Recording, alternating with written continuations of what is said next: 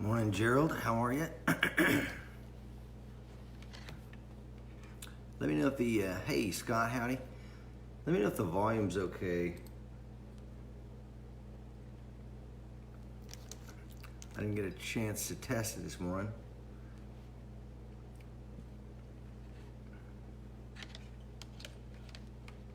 Volume's great. Okay, cool.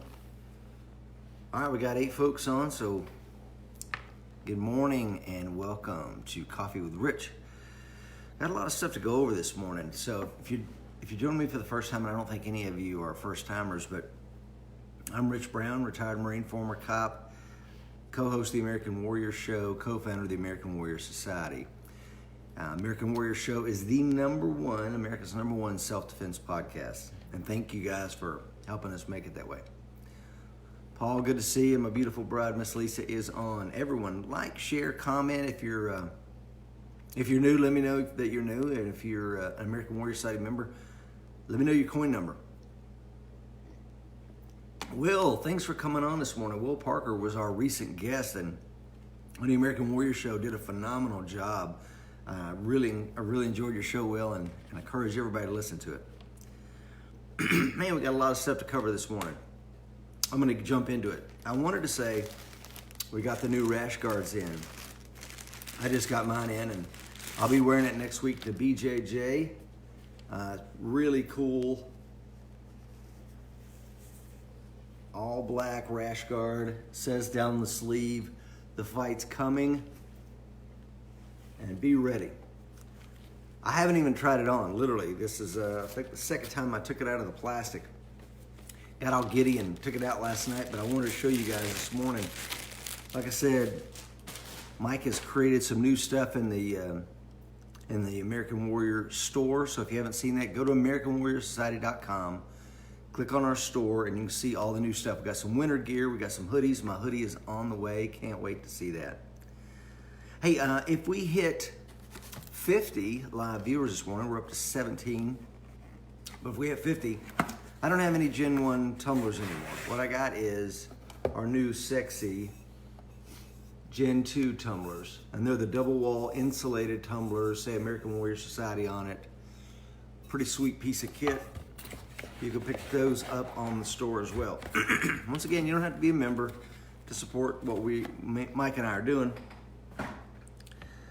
And we appreciate that.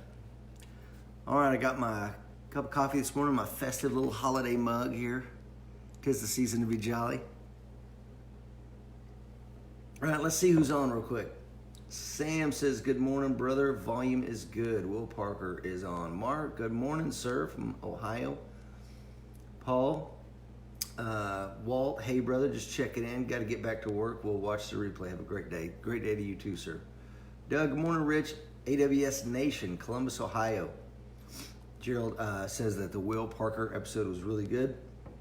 Mark Hamilton, good morning, sir. Bowmanville, Ontario, Canada. Always good to have you on, sir, and I hope you're staying warm up there. So, every week, as you know, I talk to you about an article, a show that you need to check out. We talk about the law is kind of morphing into our new thing. We talk about a gadget, and then I'll leave you with some thoughts about the training vault. And we got a good show this morning. The first one I want to talk to you about is this article Jake Jackson wrote for us. And Jake Jackson is with Tier 3 Tactical, and he wrote a really good article called Post Warrior 1 Fitness. And if you're not familiar with what Warrior 1 is or why you would need something beyond Warrior 1, let me give Jake's bio a little bit. Jake is a former Marine officer. He was a ground intelligence officer, means he was an infantry officer and an intelligence officer. I hope I didn't screw that up. Now he's created Tier 3 Tactical, and he's a police officer now. He's an American Warrior Society member. And Jake did Warrior 1, which is, I don't know if you can see this. This is some Atomic Athlete swag. We have a partnership with Atomic Athlete, and they are some phenomenal fitness programmers down there. Jake Signs of Atomic Athlete is a former Army Ranger and got a lot of other vets down there, and they do a lot of stuff with the special operations community for keeping them fit. And we're very fortunate to have created a Warrior 1 program. It's a fitness and shooting program all in one. Has little things for you to do. There's an assessment at the beginning and at the end, and it will improve your fitness and your shooting at the same time. So if that's something that you've been wanting to do, get fit and get better at shooting, Mike Seekland or Jake Sines will take care of you.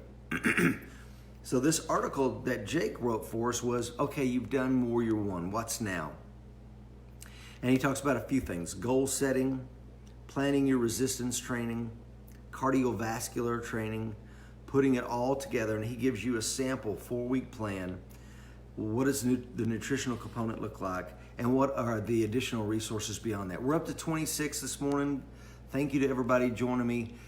See, Dallas is on, Jeff Day is on, Donald is on. Guys, appreciate you being on. Like, share, comment. That way you're entered to win the tumbler, the American Warrior Society tumbler. If we hit 50 live viewers, I will randomly pick, well, the computer will randomly pick a winner, and I will ship that bad boy out there to you. So that's the article, Post Warrior 1 Fitness Plan. Let's talk about the show you need to check out. And this show is kind of unique with all the things that are going on right now. And this show we did was show number 195, Samuel Paredes. And Sam, I hope I'm pronouncing that correctly. The name of the show was The Front Line in the War on Guns. Sam is the executive director of Gun Owners of California. He's an American Warrior Society member and an amazing man. And we were lucky to have him as a guest on our show. And Sam has been fighting the fight out there in California. Some of us, like here in Tennessee, we consider California almost a lost cause. Well, let me tell you something. Because of people like him and my good friend Edward Sanchez and some of the other guys and gals out there in California, they are not going down without a fight. Jim, good morning. Thanks for coming on. Chad, good morning, sir. 24 live viewers. Appreciate you guys getting up early with me. Okay. You really need to check that show out because of some of the stuff that's going on out there, man. You know, as of yesterday, 68 counties, 10 cities, and 9 towns in the Commonwealth of Virginia have declared themselves Second Amendment sanctuary towns. That's 72% of Virginia has said that they will be, they have created provisions within their charters that says, hey man, this is a sanctuary for the Second Amendment. And Chris, thanks for joining us. Why are they doing that? Well, we talked a little bit about it the last couple weeks, but in case you're just joining us, Governor Northam has made it he's the governor of Virginia, and he's made it like his cool, I don't even know what you call it, his quest. I don't know what you call it when you want to deprive people of their rights. I don't know if there's a word for that. But he says that he's going to put some of this anti-gun legislation on the books.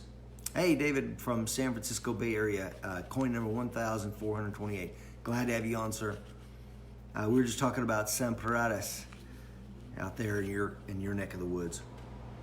But Governor Northam in Virginia says that they're going to do something about it. So because of his tyranny, because of the things that he's saying, it sounds pretty tyrannical, it has led these counties, cities, and towns in order to enact Second Amendment sanctuary legislation. Well, so with all this going on, the spokesman for the governor on Monday said, quote, the governor's assault weapons ban will include a grandfather clause for individuals who already own assault weapons, with the requirement they register their weapons before the end of the designated grace period, end quote.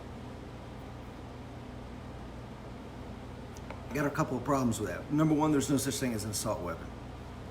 No such thing. I don't know what you're talking about. That's a made-up term, and if you listen to show number 195, the American Warrior Show, Sam Paredes will tell you where that came from and enlighten you a little bit. So what they're saying is, hey, look, man, we're going to grandfather you in. We understand you bought this when it was legal, not a problem. Let's do this. Let's register those guns. And it sounds like, okay, well, that's a reasonable measure, but I'm going to tell you a story about how Rich had his gun confiscated in a simple little registration scheme. So here's how it went down. So during Desert Storm 29 years ago, I'm a young Marine, and we hit a couple houses and raided some stuff, and I ended up getting an AK-47, and most Marines had one. They had a pistol, they had an AK, they had Dragunov sniper rifle, all this stuff that the Iraqis dropped on their run out of the country. So we were running around with AKs. Pretty cool. And the Marine Corps, as soon as the war was over, they said, hey, here's the deal, guys. We're going to let you take him home, because some of the Vietnam vets were like, I will not give this up. There was 2 or 3 Vietnam vets there that were very senior Marines, and they were very loudly declaring, you took it away from me in Vietnam, and I will not give this up. It's mine. And they made their voices heard very loud and very clear. And so the Marine Corps said, hey, don't worry, guys. Here's what we're going to do. All we want to do is we're going to mill out a piece of the receiver, or we're going to weld the bolt together. And you see, you'll be able to have it. It'll just be demilitarized. You'll be able to take it home with you, put it on the mantle, tell the grandkids about it. I'm like, okay, cool. Matter of fact, we're going to bring in the engineers, and they're going to use this as a training opportunity to weld those bolts closed for you and cut a piece out of the receiver so that it can never be turned into a weapon again. Okay. But by the way, if you don't do that, guys, if you don't do this reasonable registration that we're going to do, we're going to court-martial you and send you to Leavenworth. Okay. I'll let you chop up my AK. I just want to take it home. So we all lined up, and they handed out these little tags, and now tag your weapon. Make sure you write real legibly so that you can get it back. And we all formed up into these long lines. You handed it over to the armorer. He checks it, makes sure it's clear, places it gently in a rifle rack. They log your name in. Where did you find it? Okay. How did you get it? Okay, great. Is your social security number on that weapon? Because you want to make sure you get it back now. Oh, yes, sir. It's written down very legibly, and they write it in the logbook. And when everybody's weapons were in, they give you one last threat. Here they are. You saw it. The registration went really fine and orderly. You're going to get those weapons back. Any more to turn in? We don't want to have to court-martial you. Everybody turns their weapons in. And then guess what? We're waiting to get them back. The trucks pull up. They put the weapons on the trucks. They take them out in the desert. They wrap them with det cord and detonate them, blow them to pieces. So that's my confiscation / registration of your weapons story, and it didn't end well. So I'm not a fan of registration. I don't believe it. I don't understand why. You've already filled out the ATF form 4473, 6 pages of it.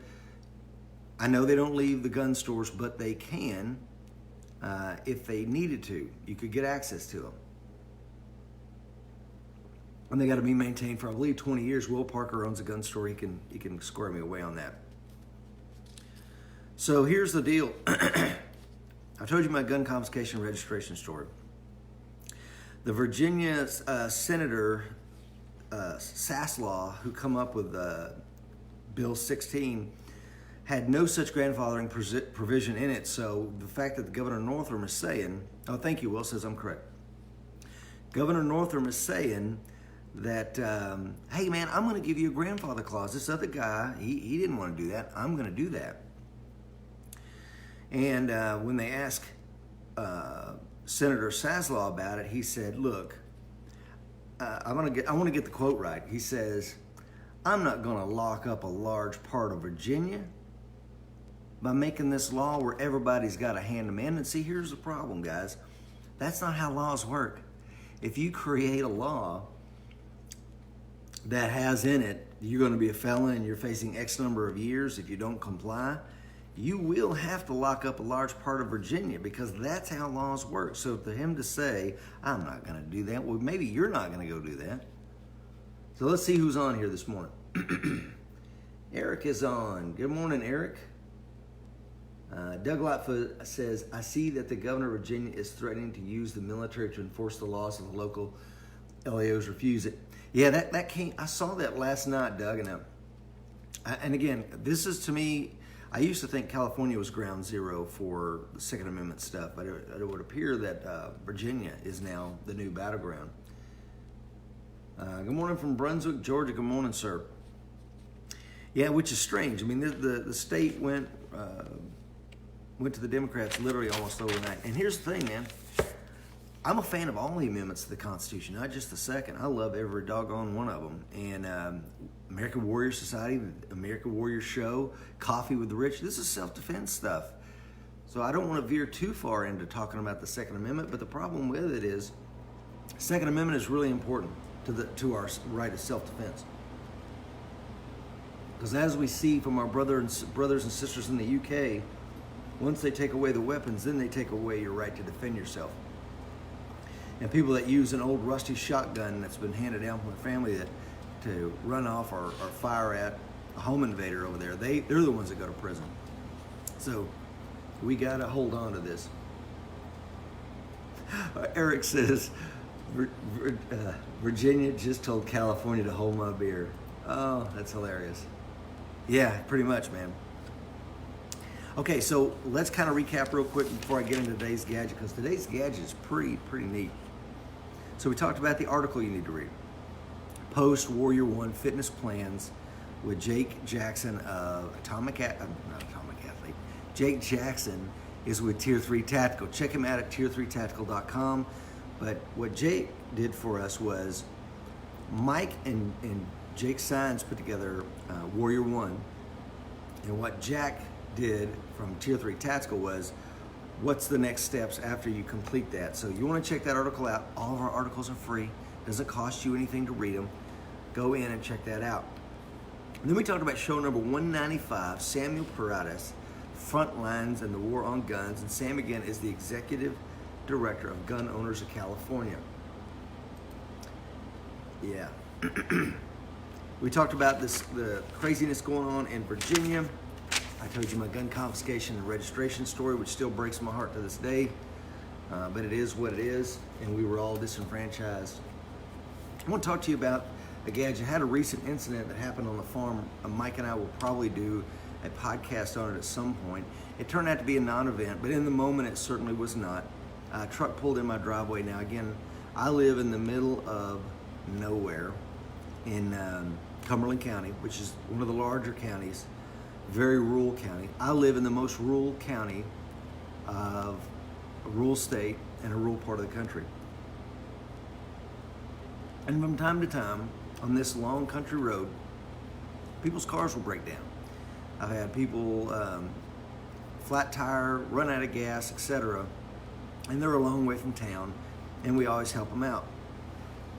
But we have some very unsavory elements, as do most rural communities. We have a road down the street from where I live, where a lot of white people with Ku Klux Klan tattoos live. Very unsavory lot. A lot of meth down here.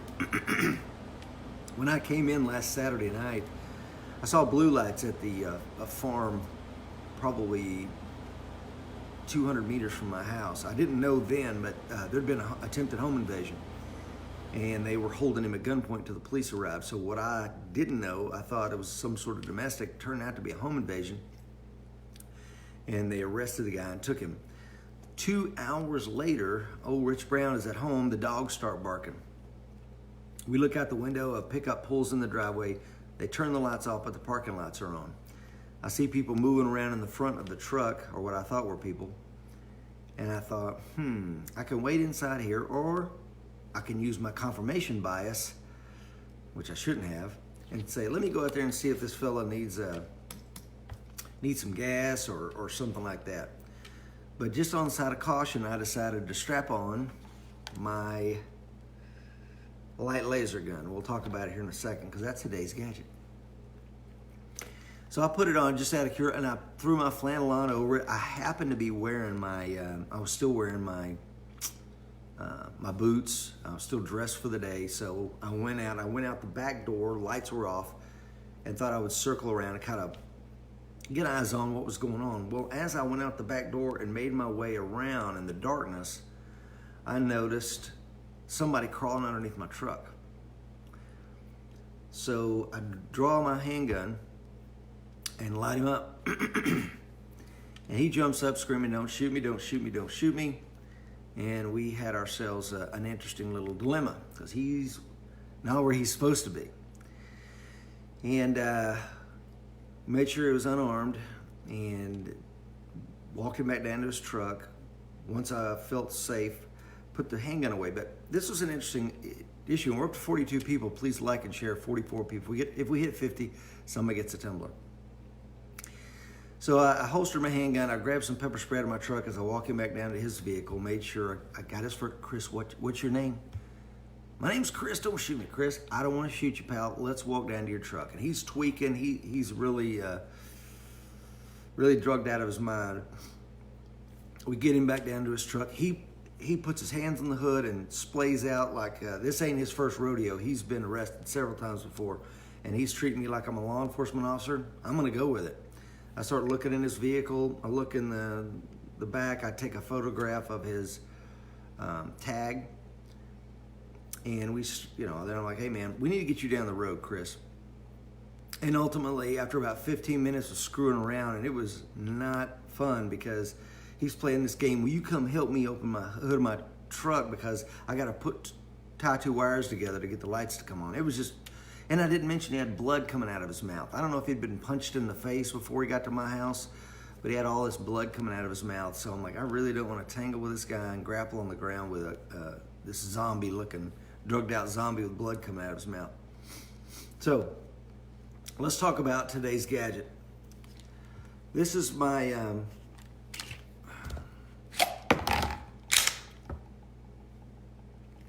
care to check it? So this is the TLR-2 with a grip activation switch. Mike has probably showed you this before on one of his live streams. This one happens to be mine. It's the TLR-2 high lume, so this puts out 800 lumens. Pretty neat piece of gear. You can switch. It has a switch on the back, so you can run the light, the laser, or the light and laser when you use the grip activation switch. I really like this. All you have to do is, when you grip down a little harder, the light comes on. There's nothing I need to do, although I can activate the light from here. I really prefer the grip activation switch. We're up to 48 folks. Please like and share. So we'll talk probably in more detail about this someday, but this is a really good setup. I really like this. The TLR-2 from Streamlight will run you about $250 at 4.8 ounces. It uses two CRV123 batteries, can run about 2 hours. Waterproof, really good piece of gear. And the holster I've got it in, and I just happened to luck out, man. This is the way I keep the gun near my nightstand. And the idea was more of, I'll just have it in a place in my safe so that the holster and the gun stays together. Well, what ended up happening was I pulled it out. Because I was dressed, I just slid it on my belt and went out like this with a coat covered. You couldn't see, or my flannel.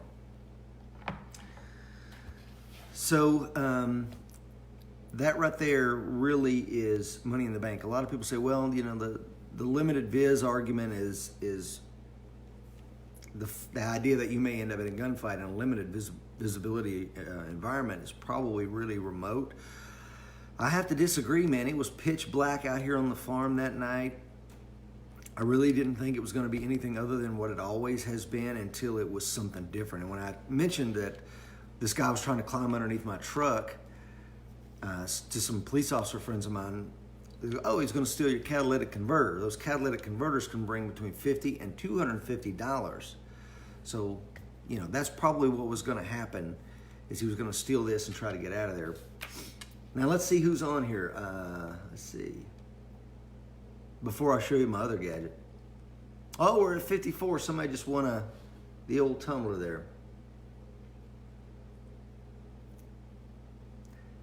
Let's see. Scott Pig says, as well as deny funding. Yeah, I see SCOTUS getting involved really quickly. I hope you're right. My brother Jeff says, Governor Northam never said anything about the military. Congress recommended using the National Guard to enforce the law. Governor Northam said there will be consequences. Well, we'll see. Oh, we hit 50. Good. Nice setup. Doug says, too bad the NRA is so screwed up they could be organizing the fight against insanity in Virginia. Doug, you're spot on, man. If we ever needed a strong NRA, now is the time, and when we don't have that. Paul says, good morning. Alan says, awesome setup. Scott says, I'm giving my money to FPC, SAF, and Scott, explain that one for us. I really am interested in that. Rich says, good morning, Rich. Shot a night ADPA match last year, and it was an eye-opener, no pun intended. Cool. Okay, so that was kind of how I walked out the other night. The punchline of all this is I've always kind of poo-pooed on battle belts. I'm always like, oh man, come on. Do you need a battle belt? I wore that crap in the Marine Corps.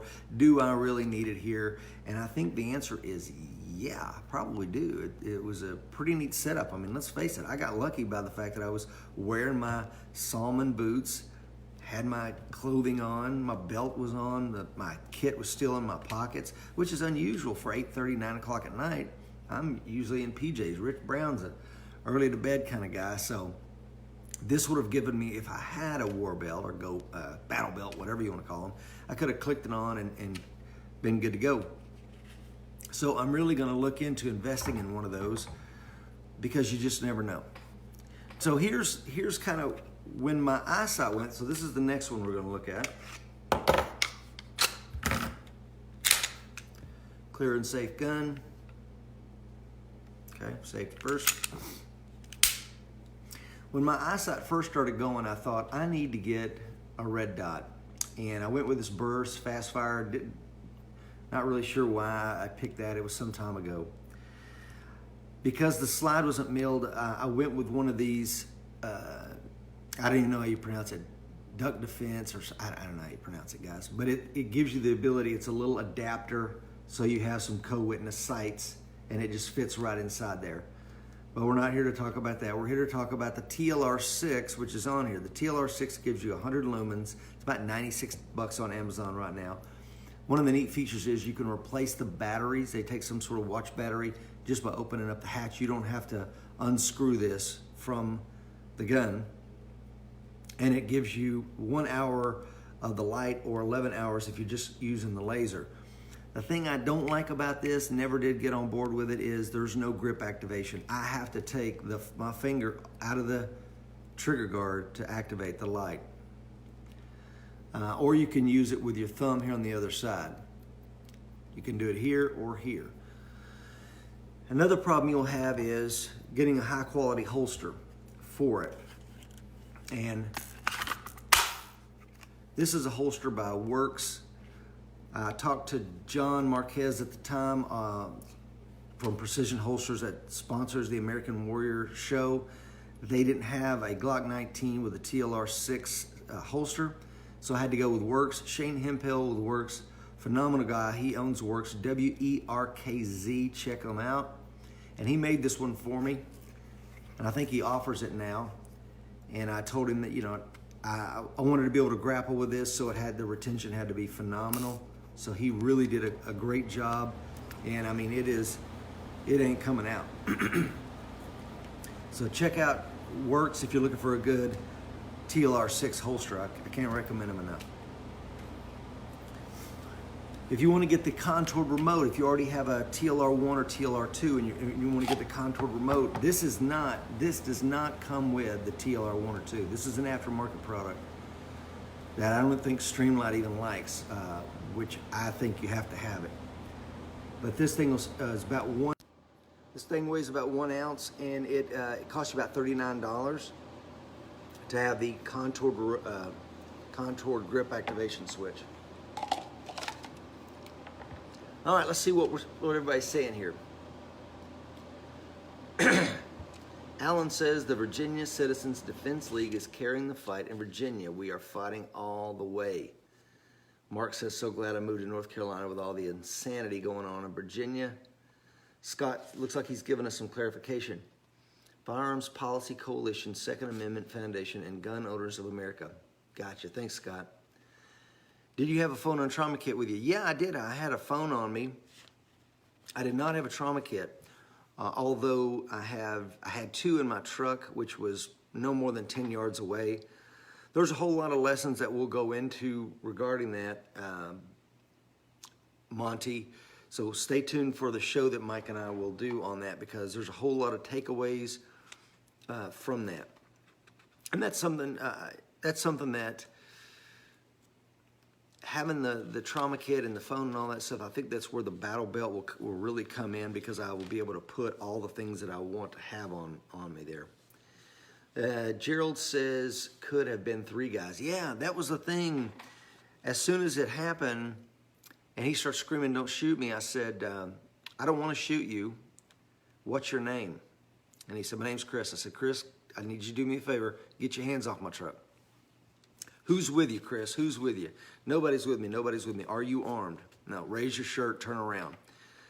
So he's got no belt on. His pants are falling down. He's got a long, greasy ponytail. Like I said, blood coming out of his mouth and tweaking out of his mind. It really did look like the start of the zombie apocalypse, strangely enough.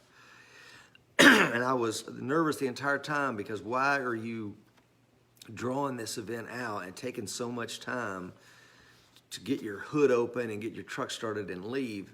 And I would light him in the face with my streamlight in my hand, step, move, he would be talking to where I was. So tactically I did a few things right. I should have probably called 911 once I made contact with him and get them rolling out. But I really didn't know what I had in front of me at that time, and my hands were full of light and gun. So anyway, lots of lessons learned. I made some mistakes probably, but in the end, it all worked out. He got on down the road, and I went back in the house and continued my night. So we'll talk about it in greater detail, but anyway. Alan says nighttime is when the toads come out of the woodwork. Yeah, that's the truth, brother. Yeah. Doug says, agreed, worked night shift for years. George Lopez has joined us. Good morning, George. George knows this area really well. Okay, let's recap. As I've said before, I believe in the Marine Corps model of instruction, which is tell them what you're going to tell them, and then tell them what you told them. So, Post Warrior 1 Fitness Plan by Jake Jackson of Tier 3 Tactical picks up where the training vault leaves off, because if you are a member of the American Warrior Society, you have access to the training vault. You have access to all the training programs we have in there, and one of them is Warrior 1, where we walk you through a several-week fitness program, which includes firearms. So Jake Signs of Atomic Athlete and Mike Seeklander put together this amazing program for you, and Jake says, well, what do you do when Warrior 1's over? If you want to check out the Warrior 1 fitness program and shooting program, you're going to have to become a member to get inside there. But don't worry, the first 14 days are absolutely free. We talked about show number 195, Samuel Prada's in the front line of the war on guns. Then we talked about the little crazy stuff going on in Virginia. And finally, I talked to you about the TLR-6 and the TLR-2 that I have on 2 of my different firearms. We've talked about lights quite a bit on this show, because I highly believe in them. If you want to learn how to run a light on your gun, if you want to learn how to shoot with a light in your hand and a firearm in the other, Mike's got you covered. Check out the training vault for that. Any questions for me before I jump off here? I want to be respectful of your morning. Kept you on for about 34 minutes. Any questions for me before I jump off? I'm a festive holiday mug out here.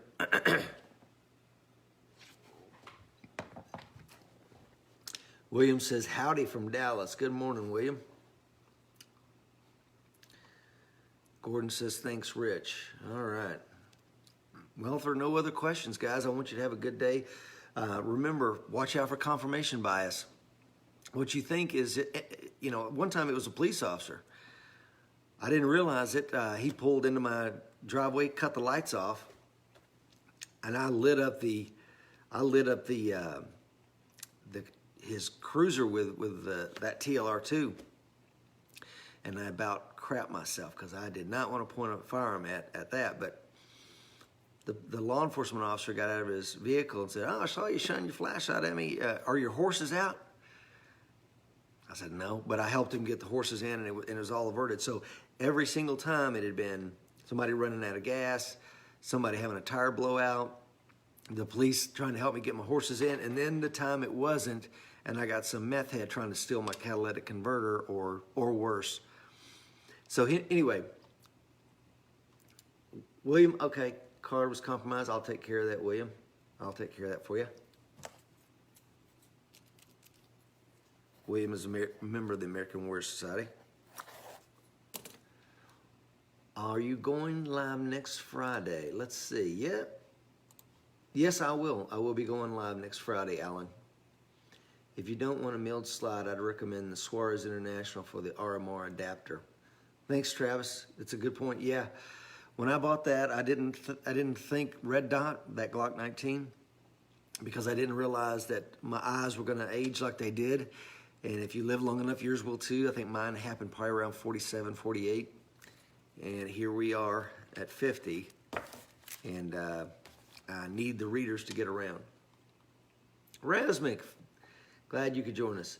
Tammy up there in Ohio, good morning. RB, good morning, Tammy. All right, guys, I appreciate your time this morning. Thanks for joining in with Coffee with Rich. Somebody won the tumbler, and we'll get that shipped out to you this week. All right, guys, remember, the fight is coming. Be ready.